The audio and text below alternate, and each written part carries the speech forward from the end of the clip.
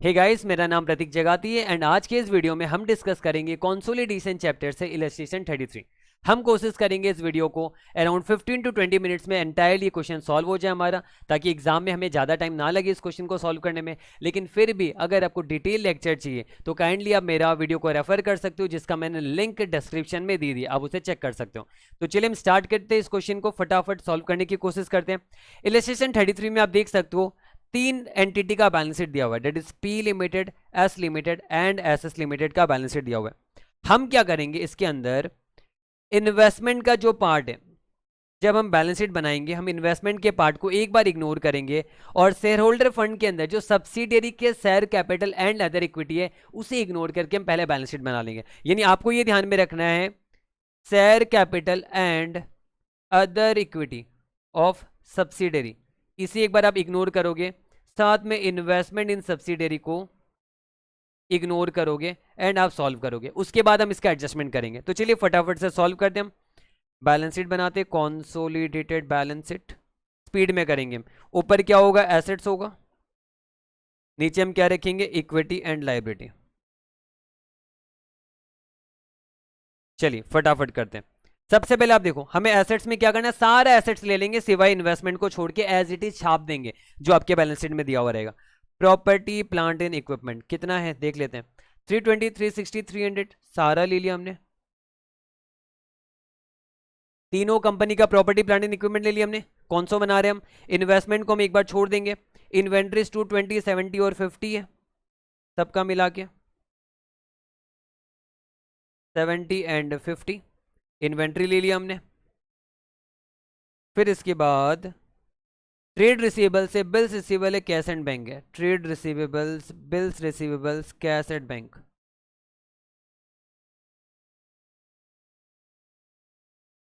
कितना आ रहा है, 260, 100, 220,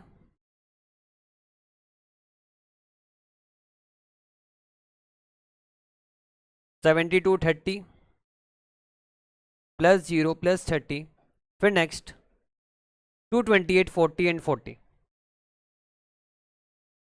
यानी आप देख सकते हो मैंने इन्वेस्टमेंट को छोड़ के पूरा का पूरा balance sheet as it is यहां पर उतार दिया।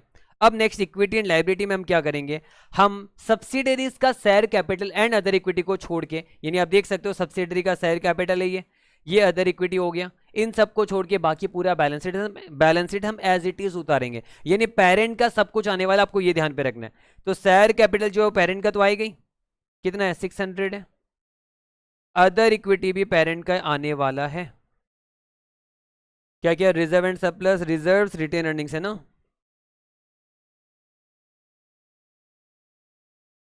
वन 180, चलो रिटेन अर्निंग को हम हटा देते हैं यहाँ से, यहाँ लिखता हूँ मैं 160। और आगे हमें जरूरत पड़ेगा कुछ कुछ एनसीआई वगैरह लिखने का, इसके लिए हम स्पेस छोड़ देंगे थोड़ा सा। फिर आगे हम लिखेंगे ट्रेड पेबल से, देखो हमने ये डाल दिया, ये डाल दिया, ये डाल दिया, ये तो छोड़ना ही है हमें। अब ये आएगा ट्रेड पेबल्स और बिल्स पेबल आ जाएगा। ट्रेड पेबल्स में थोड़ा नीचे लिखता हूँ 470, 230 एंड 180, 470, 230, 180 एंड इसके बाद बिल्स पेबल है 70 और 30, एक साथ ही लिखता हूँ मैं एक बार, 30 प्लस 70 है बिल्स पेबल। तो आप देख सकते हो मैंने पूरा एंटायर बैलेंस शीट उतार लिया, जहां पर मैंने सब कुछ डाल दिया है। आपको स्टार्टिंग से दिखा दे रहा हूँ, पीपीई डाल दिया सारा, ये छोड़ा हुआ है सर्कल किया हुआ, इन्वेस्टमेंट छोड़ दिया हमने, इन्वेंट्रीज डाल दिया, ट्रेड रिसीवेबल्स डाल दिया हमने, बिल्स रिसीवेबल्स डाल दिए, सारे एडजस्टमेंट हम लिख कर दिया बैलेंस शीट में। फिर यहाँ पर ये सारे भी डाल दिए, बस ये सर्कल किया हुआ छोड़ा हुआ है, ये भी डाल दिया हमने, ये भी डाल दिया, यानी एंटायरली हमने बैलेंस शीट डाल दिया। अब हमें क्या करना है, सिर्फ और सिर्फ सब्सिडरी कंपनी का share capital, other equity and साथ में इन्वेस्टमेंट का एडजस्टमेंट करना है। तो हम कैसे करेंगे, तो बैलेंस शीट तो आपको दिख रहा है हमारे यहाँ पर अधूरा बना हुआ है। हम नीचे क्या करेंगे, सबसे पहले हमें ये जानना है कि क्या प्री एक्विजिशन प्रॉफिट है एंड क्या पोस्ट एक्विजिशन प्रॉफिट है, एंड एनसीआई का हम क्लासिफिकेशन करेंगे। तो सबसे पहले हम एस लिमिटेड को पकड़ते हैं, एसएस लिमिटेड, एसएस लिमिटेड को पकड़ते हैं। एसएस लिमिटेड के अंदर आप देख सकते हो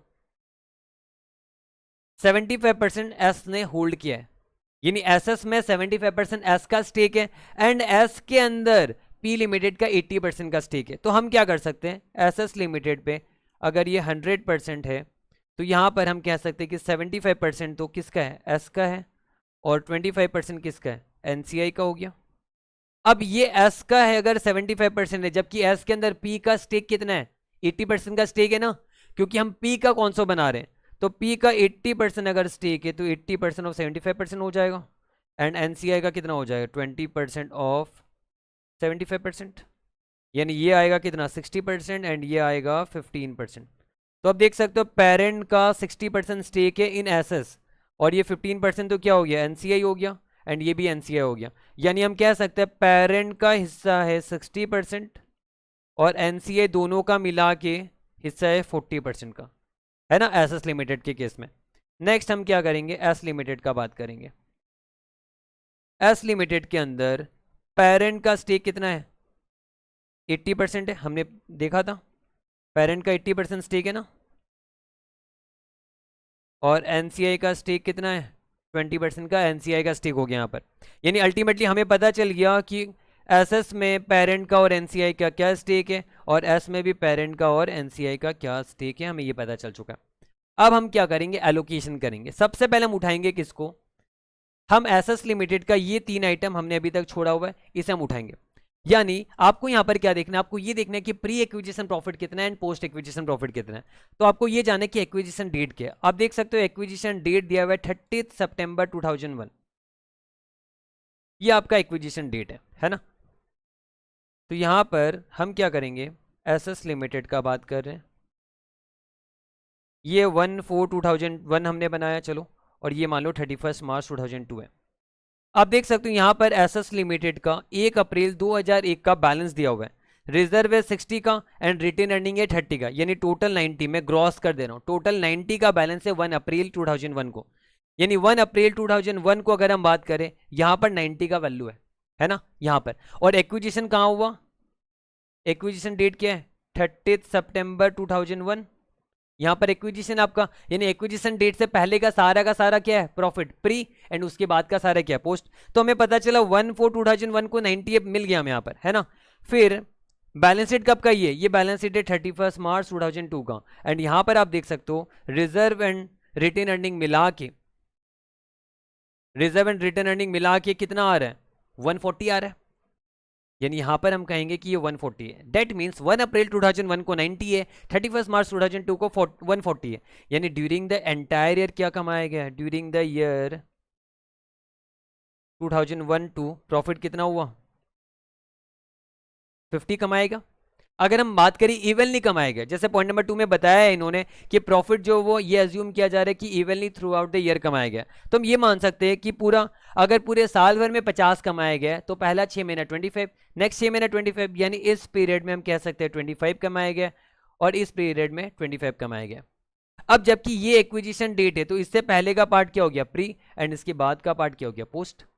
तो हम ये कह सकते हैं कि प्री क्या है, 90 प्री हो गया, ये 25 भी क्या है, प्री है, और ये क्या हो गया, पोस्ट हो गया।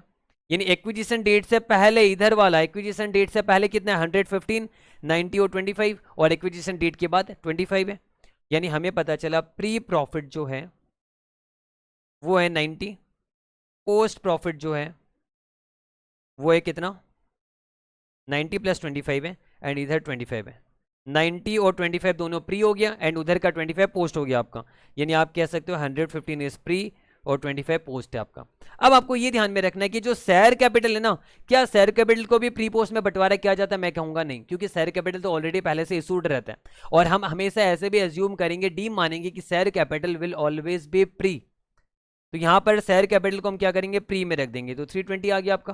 तो देखो मैंने प्री प्रॉफिट में शेयर कैपिटल को इंक्लूड कर दिया, यानी कितना आएगा 435, और ये 25 हो गया, यानी 460 हो रहा है।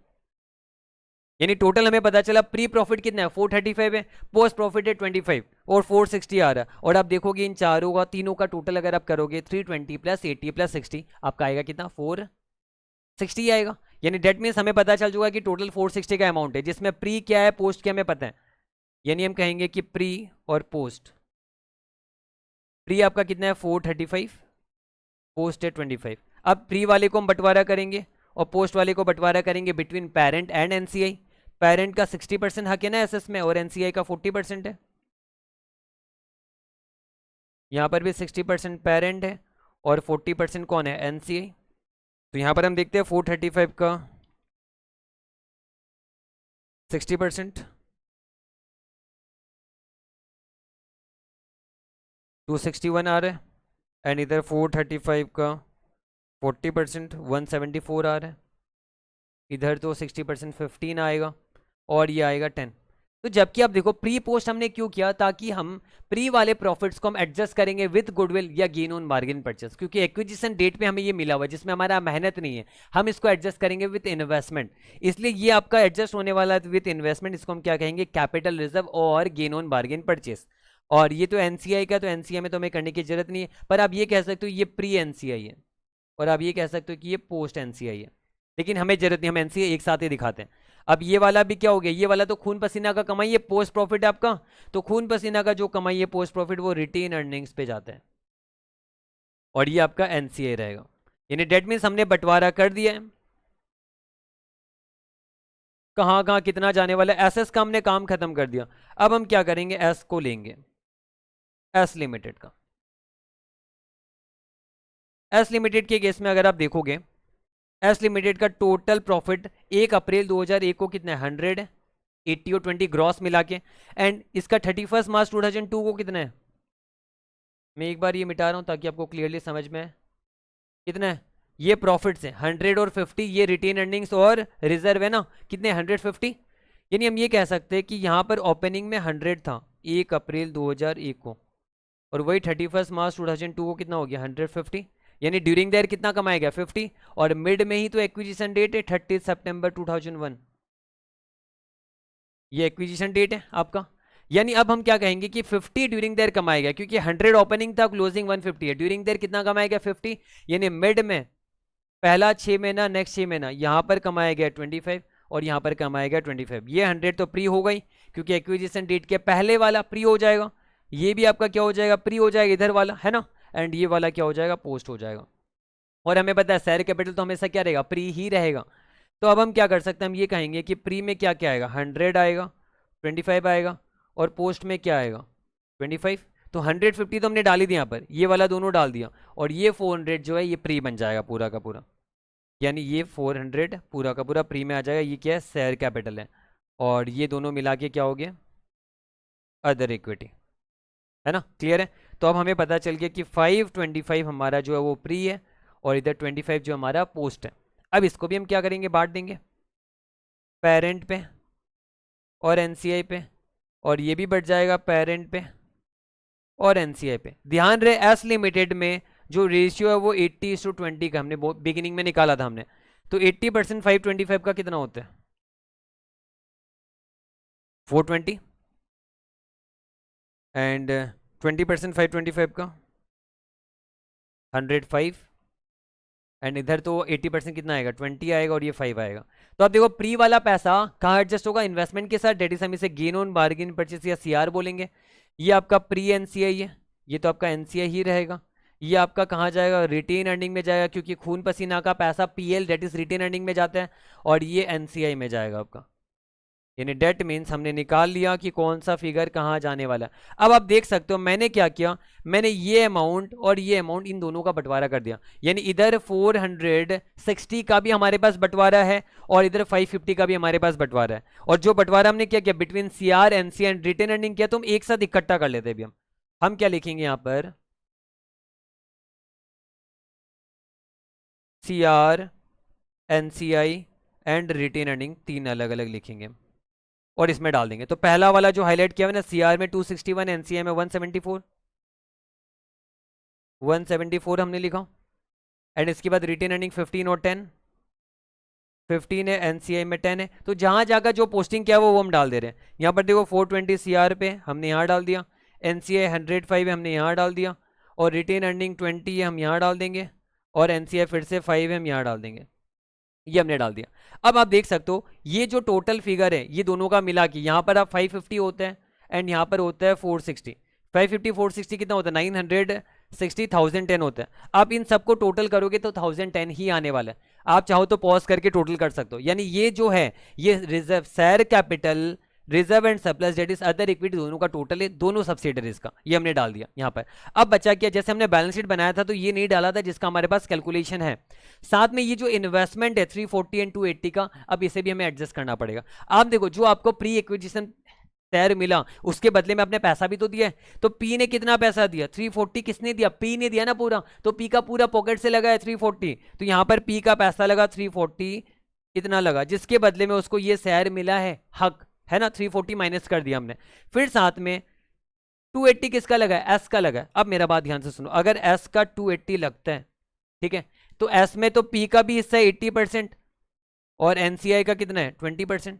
तो अगर एस ने 280 दिया तो पी ने कितना दिया होगा, 280 का 80%, यानी 224 जो है वो पेरेंट का लगा है और 56 जो है वो एनसीआई का लगा यहाँ पर, क्योंकि एस ने पेमेंट किया और एस पेमेंट करेगा जो भी, उसमें पेरेंट का लगेगा 80% और एनसीआई का लगेगा 20%। तो 224 हम क्या करेंगे, अपने से माइनस करेंगे सीआर में, क्योंकि पेरेंट ने दिया है, और ये 56 तो हमने नहीं दिया ना, एनसीआई ने दिया, तो 56 हम क्या करेंगे, यहां से माइनस कर देंगे।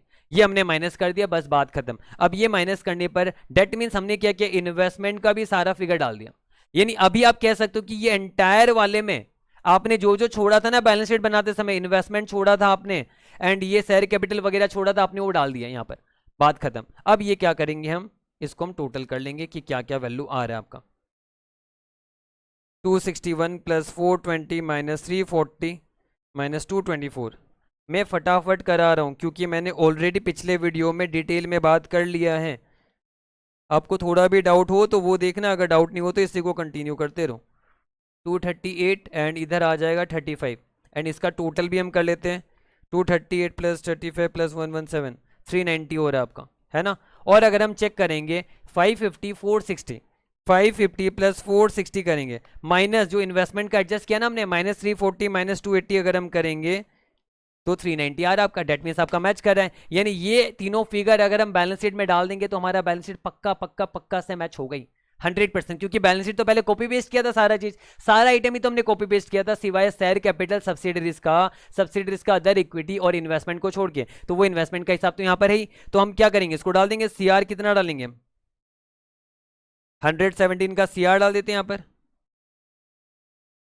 चलो इसको अलग पेन से डालता हूँ मैं, ये वहां से उठाया हुआ है ना। सीआर 117 डाल दिया, एनसीआई कितना है 238 है, ये भी डाल दिया हमने, और 35 का रिटेन अर्निंग है, ये रहा 35 का रिटेन अर्निंग। अब मैं बता रहा हूं आपको, अगर थोड़ा सी भी प्रॉब्लम है, तसल्ली के लिए आप वीडियो को पॉज करोगे एंड ये सारी का टोटल करोगे, एसेट साइड का टोटल आपका यहां पर आएगा, और साथ में आप इक्विटी एंड लायबिलिटी का भी सारा जो फिगर मैंने लिखा हुआ है इसका आप टोटल करोगे, गारंटीड मैच होगा आपका 100%, क्योंकि आपका बैलेंस शीट अभी मैच है। कैसे मैच है, सारा assets and liabilities as it is डाला, सिवाय investment, share capital of subsidiary and other equity of subsidiary को छोड़ के, एंड उसका हिसाब जो था सारा का सारा हिसाब, ये हिसाब हमने यहां पर निकाल के रखा, 390 का हिसाब है, एंड ये हिसाब हमने पोस्ट कर दिया बैलेंस शीट में, तो फाइनली मैच करी गई। यानी डेफिनेटली हमारे बैलेंस शीट अभी मैच कर रहा है, और हमने अभी तक क्या क्या अदर इन्फॉर्मेशन का यूज ही नहीं लिया, बिना उसके कौन सो बना दिया। अब हम क्या करेंगे, जो अदर इन्फॉर्मेशन उसको एक एक करके सल्टाएंगे, हमारा बैलेंस शीट खत्म हो जाएगा। तो डेट मीन्स अब हम क्या करते हैं, फटाफट हम क्या करेंगे, पॉइंट नंबर 1 2 3 का तो अब जरूरत ही नहीं है। पॉइंट नंबर 4 में क्या बोला गया कि 10 लाख जो है एस लिमिटेड के फिगर में इंक्लूडेड है, जो कि परचेज किया गया किससे, एसएस से, एट कॉस्ट प्लस 25%। यानी 10 लाख जो है ये 125% है ना, क्योंकि प्रॉफिट भी इसमें जुड़ा हुआ है, तो 100% कितना आएगा, 8 लाख। डेट इज कॉस्ट आपका 8 लाख हो जाएगा, और 2 लाख का क्या प्रॉफिट है, यानी एसएस का प्रॉफिट आया था 2 लाख का, ठीक है। ये 2 लाख का प्रॉफिट आपको एलिमिनेट करना पड़ेगा, इन्वेंट्री को घटाना पड़ेगा। तो आप कैसे करोगे, आप एसएस में हिस्सा पेरेंट का 60% है, एनसीआई का 40% है, यानी 1.2 पेरेंट से कटेगा, 0.8 जो है वो एनसीआई से कटेगा। तो अब हम इसका भी एडजस्टमेंट कर देते हैं फटाफट। सबसे पहले तो हम क्या करेंगे, इन्वेंट्री को ठीक करेंगे, -2 इन्वेंट्री कर दिया हमने, और उसके बाद -1.2 हम क्या करेंगे, रिटेन अर्निंग अपना कम करेंगे, और एनसीआई का 0.8 हमने कम कर दिया, बात खत्म। ये हमने कर दिया, यहाँ पर हो गया। अब इसके बाद हमने ये पॉइंट भी कवर कर लिया, अब लास्ट पॉइंट कवर हो रहा है, 19 मिनट्स हो चुका है, चलो कोई नहीं, हमने कवर तो कर ही लिया, फिर भी 19 मिनट्स तक आपने देख लिया। अभी लास्ट बस पॉइंट बचा हुआ है, point number 5, the parent company has adopted an accounting policy. मतलब यहाँ पर पेरेंट कंपनी ने ऐसा पॉलिसी अडॉप्ट किया है जहां पर वो एनसीआई को मेजर करेगा एट फेयर वैल्यू, लेकिन हमने अभी तक एनसीआई जो मेजर किया वो तो हमने किस में किया है, हमने तो प्रोपोर्शनेटली मेजर किया ना, सारी चीज का प्रोपोर्शन लिया था, पर जबकि फेयर वैल्यू में कहा गया है। तो एनसीआई को अगर आप फेयर वैल्यू में मेजर करोगे तो ठीक है, फेयर वैल्यू जानना होगा मैं, तो फेयर वैल्यू क्या बोला, assume market price of S limited and SS limited are the same as respective face value. मतलब इनका कहना यह है कि एनसीआई को आपको फेयर वैल्यू में मेजर करना, और फेयर वैल्यू क्या है, फेज वैल्यू, उनका जो शेयर कैपिटल का फेज वैल्यू उसी को फेयर वैल्यू बोला गया है। और आप ध्यान रखना, हम फेयर वैल्यू हमेशा एक्विजिशन डेट पे मेजर करते हैं, क्योंकि एक्विजिशन डेट के बाद तो जो कमाया जाएगा उसका प्रोपोर्शनेटली मिलने वाला है। तो आपको ये ध्यान में रखना कि एक्विजिशन डेट पे ही मेजर किया जाता है व्हाट, फेयर वैल्यू। और एक्विजिशन डेट पे फेयर वैल्यू क्या है, फेज वैल्यू है। तो हमें ये जानना है कि फेज वैल्यू है क्या। आप यहां पर देख सकते हो ये सारे, ये दोनों तो फेस वैल्यू हो गए, शेयर कैपिटल के, इसी को तो हम फेस वैल्यू कहते हैं। अब एनसीआई का 40% हक है एसएस में, यानी कितना 108, ये फेयर वैल्यू होगा। और इधर 20% हक है यानी 80, यही फेयर वैल्यू होगा। यानी 108 और 80 is the fair value of NCI on acquisition date. तो अब हम यहां पर क्या कर सकते हैं, हमें पता चल गया कि एसएस के केस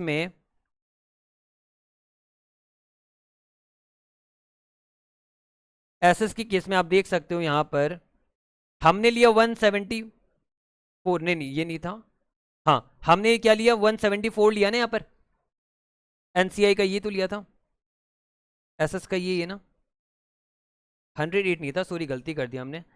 320 का 40% 108 नहीं होता है, 128 होता है, 30 128 होगा। हाँ तो हमने लिया यहाँ पर कितना 174, जबकि होना चाहिए 128 होना चाहिए फेयर वैल्यू ऑफ एनसीआई। यानी हमने तो प्रोपोर्शनेट के हिसाब से कितना एक्सेस ले लिया, एक्सेस कितना हमारा 38 48 58 68, यानी 46 का हमारा एक्सेस है यहाँ पर, क्योंकि 128 ही फेयर वैल्यू होना चाहिए, बिकॉज फेस वैल्यू 128 है और हमने 174 लिया, तो एक्सेस कितना लिया 46, तो एक्सेस 46 एनसीआई से रिड्यूस होगा आपका, ये ध्यान में रखना है। तो अब हम क्या करेंगे, पहला केस में 46 को हम रिड्यूस कर देंगे, चलो बाद में करेंगे, एक साथ कर लेंगे। दूसरे वाला देख लेते हैं, 80 होना चाहिए fair value of NCI on acquisition date, लेकिन हमने एक्विजिशन डेट पे, प्री एनसीआई तो आपका एक्विजिशन डेट तक का होता है, तो यहां पर 105 लिया ना हमने प्री एनसीआई एक्विजिशन डेट तक का, पर ये होना चाहिए कितना 80 होना चाहिए। तो एक्सेस कितना है 25 एक्सेस है, जो कि एडजस्ट होगा फ्रॉम एनसीआई, यानी ये आपका फेयर वैल्यू था। तो यानी 25 का एडजस्टमेंट होगा यहां पर, और साथ में 46 का एडजस्टमेंट होगा, 46 और 25 71 का एडजस्टमेंट होगा। तो अब हम क्या करेंगे 71 को एडजस्ट कर देंगे। अगर थोड़ा सा भी ऊपर से जा रहा है वो डिटेल वाला लेक्चर आपको देख लेना, मैं ये वीडियो बस एग्जाम पर्पस के लिए बना रहा हूँ, जहां पर आप फटाफट कर पाओगे। -71 आपने किया, यहाँ पर +71 आप कर दोगे, बात खत्म, आपका क्वेश्चन हो गया, बैलेंस शीट मैच हो रहा है, अब हो गए 100% मैच। चलो फटाफट क्लोज करते हैं। 980 होगा ये, एंड इधर 220 340 338 होगा, 360 460 580 होगा, फिर ये 102 होगा। चलो ये 102 होगा, एक बार रखते हैं, इसको भी काटा जाएगा, इसको भी कैसे काटा जाएगा, क्योंकि म्यूचुअल ओइंग का केस है यहाँ पर, है ना, क्योंकि पी लिमिटेड को देना है एसएस को, देना है पी लिमिटेड को, और पी को भी एसएस को देना है 30, यानी उनको साइमल्टेनियसली मिलना भी है। तो ये 72 में से 70 माइनस हो जाए, ये 30 में से 30 माइनस हो जाए, यानी 70 और 30 100 माइनस हो जाए आपका। तो डेट मीन्स हम यहाँ से 100 माइनस कर देंगे, और बिल्स पेएबल से भी क्या करेंगे 100 माइनस कर देंगे। अल्टीमेटली ये आएगा कितना 2 आएगा आपका, और इधर 308 आएगा, फाइनली डन।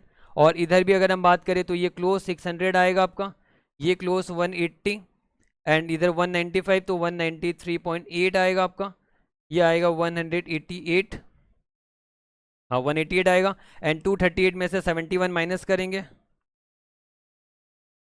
-0.8 166.2 आएगा आपका, और फिर इधर 470 500 700 880 होने वाला है ये, और ये 0 होगा, एंड फाइनली हमारा बैलेंस शीट मैच करेगा। हम एक बार टोटल भी करके देख लेते हैं, 980 + 338 + 580 + 2 + 308, कितना 2208 हो रहा है। एंड इसके बाद यहाँ पर भी अगर हम देखें 780 + 193.8 + 188 + 166.2 + 880 2308 आ रहा है आपका। यानी मैंने क्या किया, मैंने कोशिश किया कि मैं आपको बता सकूं कि देखो 24 मिनट्स में मैंने बहुत सारा चीज आपको समझाया भी एंड उसके बाद मैंने सॉल्व किया। तो सोचो अगर मैं सिर्फ खुद ही सॉल्व करते रहता, आई थिंक 15 to 16 मिनट्स में तो मेरा सॉल्व भी हो जाता एंटायरली क्वेश्चन एंड मैंने पूरा बैलेंस शीट को रेडी कर लिया। तो इसलिए मैं कहता हूं कि आपके लिए पॉसिबल है एग्जाम में कि कैसे आप फटाफट सॉल्व कर सकते हो। मैंने सामने आपको समझा समझा के सॉल्व किया, तो इसीलिए आप इसी तरीके से एग्जाम में फटाफट करने की कोशिश करोगे। 15 की आप चाहो तो ज़्यादा से ज़्यादा आप आधा घंटा ले सकते हो, कोई प्रॉब्लम नहीं है। और 145 में जब आपको पेपर मिलता है, मैं तो ये सजेस्ट करूंगा सबसे पहले बड़ा क्वेश्चन उठाओ कॉन्सो वगैरह का एंड 15 मिनट्स आप उसे पूरा एनालिसिस कर लो, बाकी क्वेश्चंस मत देखो। 15 मिनट एनालिसिस करके आगे और 15 मिनट्स में फटाफट उसे सॉल्व कर दो, यानी 2:15 या 2:20 तक आपका 16 मार्क्स सिक्योर हो जाएगा। जो भी क्वेश्चन आएगा 16 मार्क या 20 मार्क का पूरा सिक्योर हो जाएगा आपका। डेट्स इट, इस तरीके से हमने किया एंड मुझे पता है बहुत सारे स्टूडेंट्स को समझ ही नहीं है, बोले क्या किया इतना देर में, तो टेंशन नहीं लेना है। मैंने लिंक दे दिया डिस्क्रिप्शन में जहां पर मेरा डिटेल्ड लेक्चर है इसका, जहां पर आपको एक एक पॉइंट अच्छी तरीके से समझ में आएगा। वो 70 मिनट्स का वीडियो है, तो आप उसे रेफर करो, आपको इजीली सारा चीज समझ में आएगा। चलिए ठीक है।